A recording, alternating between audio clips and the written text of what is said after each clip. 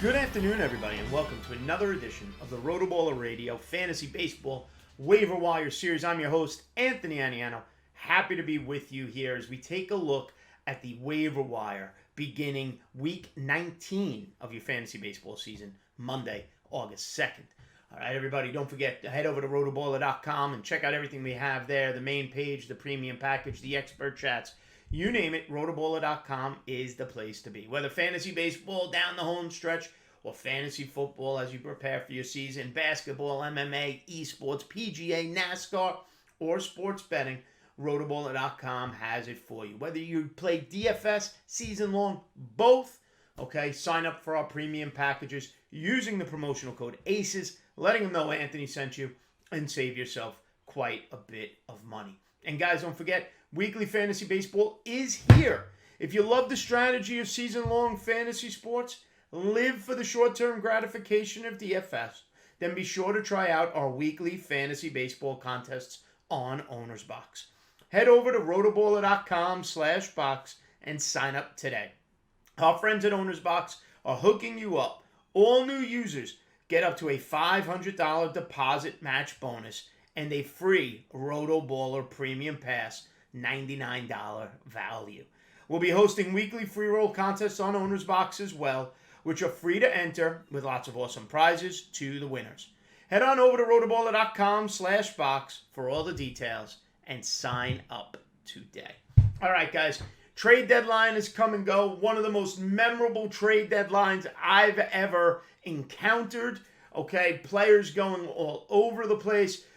Max, we know the deal. Max Scherzer, Trey Turner, Javi Baez, Anthony Rizzo, Joey Gallo, all on the move. Closers and relief pitchers changing all over the place. And now opportunities arrive for some offensive pieces as well. And that's what we're going to talk about here. Some offensive players, some hitters available on the waiver wire for Monday, August 2nd. And I have two names behind the plate. Okay, and you may have to be a little bit patient with it. Might be another week, but if you act now, you'll have them and maybe save a little bit of fab dollars along the way.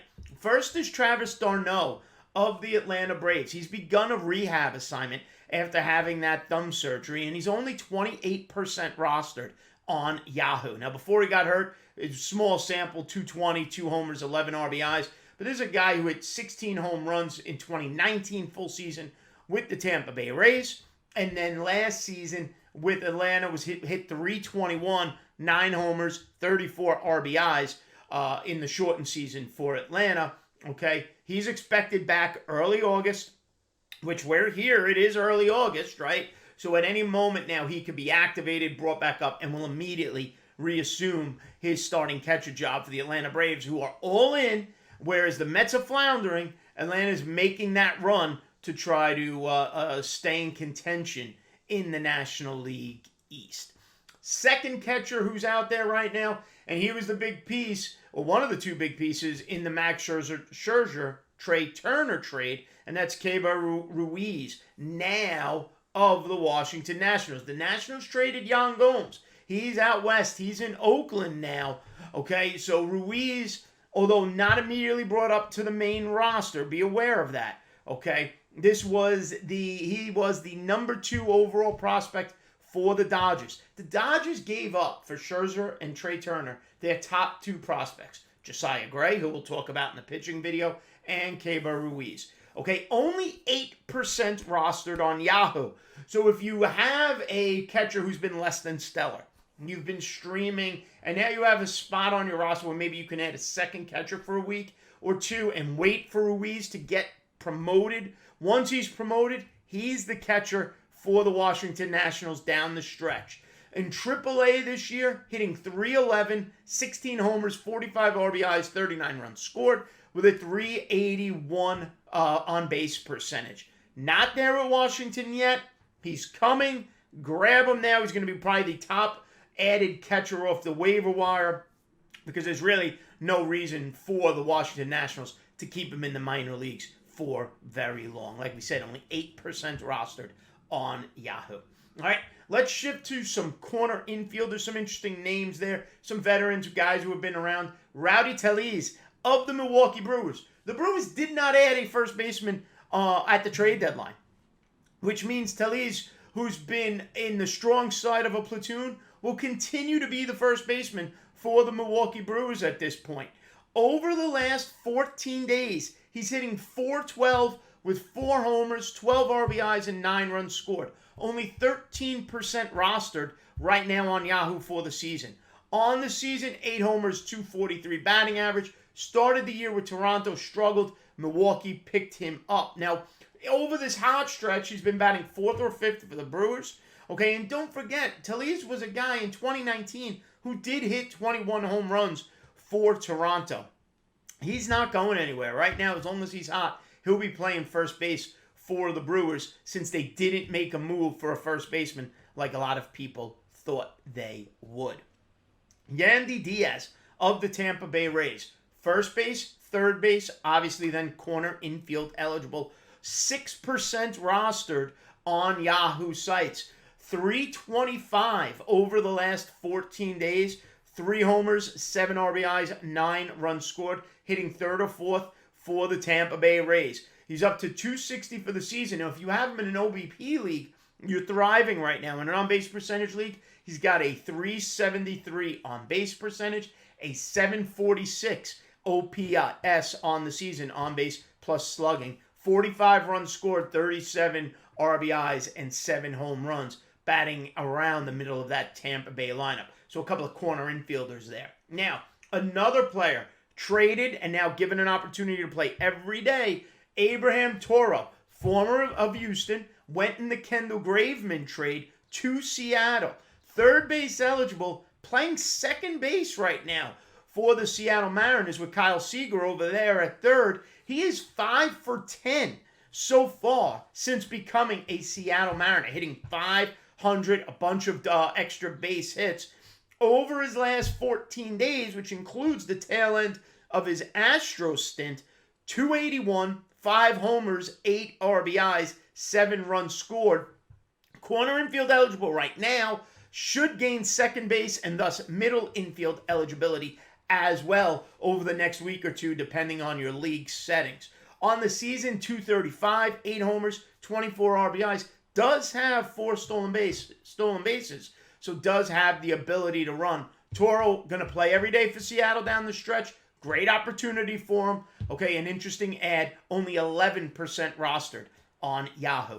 Another middle infield option who's going to play every day on a terrific team, Cesar Hernandez, traded from the Cleveland Indians to the Chicago White Sox. Okay, Nick Mangrove was hurt and now traded. Hernandez will be the second baseman for the White Sox down the stretch, and he's been flashing power all season long. Batting second for Cleveland. We'll see where Chicago puts him.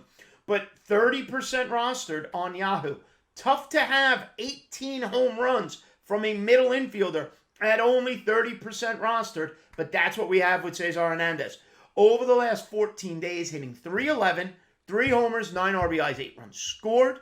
On the season, the batting average is low, .234. The on-base percentage is not great, .307. However, 61 runs scored, 47 RBIs, 18 home runs, and if he's batting near the top of that White Sox lineup with Eloy Jimenez back and Jose Abreu and the rest of that lineup behind him on a first-place team, the run scored will be there and the ability to drive in some runs, hit a few home runs as well. 30% rostered, terrific ad. Okay, Fernando Tatis re-injured his shoulder. If you're desperate for a middle infield option, Cesar Hernandez is there in 70% of leagues.